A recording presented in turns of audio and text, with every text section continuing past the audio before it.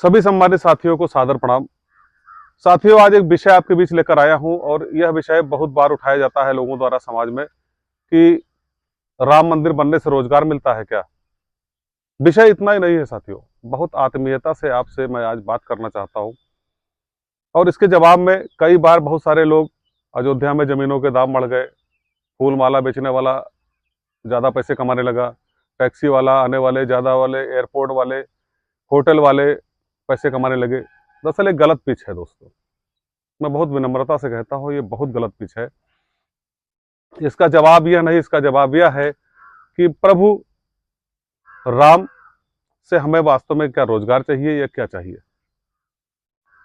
अब मैं सवाल यही पूछता हूं जो ये लोग पूछते हैं कि मंदिर से रोजगार मिलता है।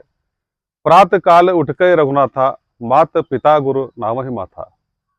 क्या आपका बेटा सुबह उठ करके स्वेच्छित अपने मन से, उसके ऐसे संस्कार है कि आपके चरण छूता है?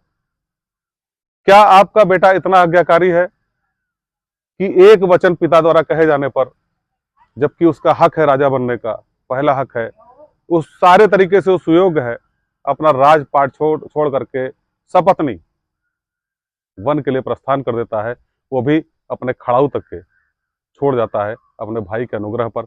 और क्या आपके पास ऐसे संस्कारित बेटे हैं 4 या 3 कि एक भाई अपनी पत्नी को छोड़ करके अपने भाई की सेवा के लिए उसके साथ वन चला जाता है, वो भी जिद करके?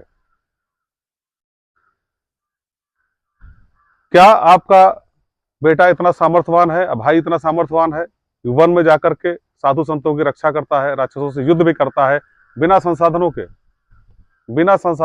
बिना राजपाट के? क्या उसमें इतनी समग्र क्षमताएं हैं? उसके बाद अंततोगत्वा ये होता है कि उन प्रभु राम की, जिनको राम कहते हैं, उनकी पत्नी का भी अपहरण कर लिया जाता है एक राक्षस वंशी रावण द्वारा। उनको छुड़ाने के लिए, उनका अगाध प्रेम देखिए कि उनको छुड़ाने के लिए वो उस राज्य से भिड़ जाते हैं जिसके सामने उनकी हैसियत तिनके की भी नहीं थी। लेकिन नर वानर को जोड़ करके सेना तैयार होती है और रावण को पराजित करके, उसकी राक्षसी प्रवृत्तियों को समाप्त करके, उसकी जीवन लीला समाप्त करके वो अपनी पत्नी को छुड़ा करके लाते हैं।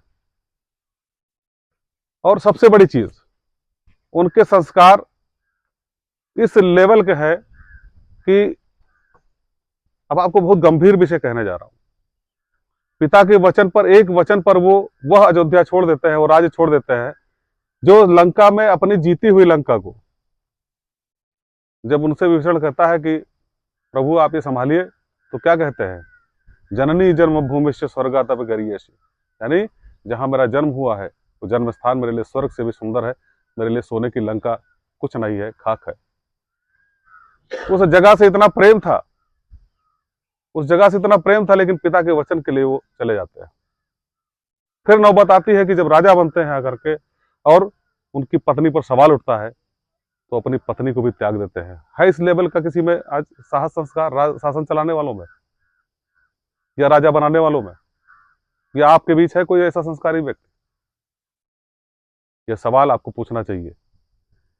उसके बाद जब राज्य के विस्तार की, राज्य की रक्षा की बात आती है, तो अपने पुत्रों से भी उनको युद्ध लड़ना पड़ता है।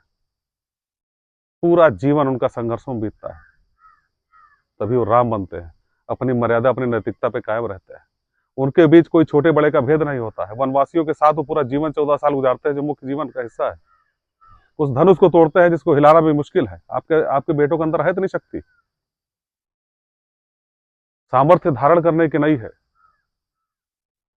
रोजगार तो जानवर को भी मिल सकता है, पशुता भाव वाले व्यक्ति को भी मिल सकता है, वो समाज को कितना बड़ा नुकसान कर सकता है। सवाल है संस्कार का। हमारे लिए आराध्य राम इसलिए है कि उनके संस्कार इस लेवल के हैं जो मानवता को महामानव बना सकते हैं, मनुष्य को देवता बना सकते हैं, भगवान में कन्वर्ट कर सकते हैं। रोजगारी बेरोजगारी अलग विषय है।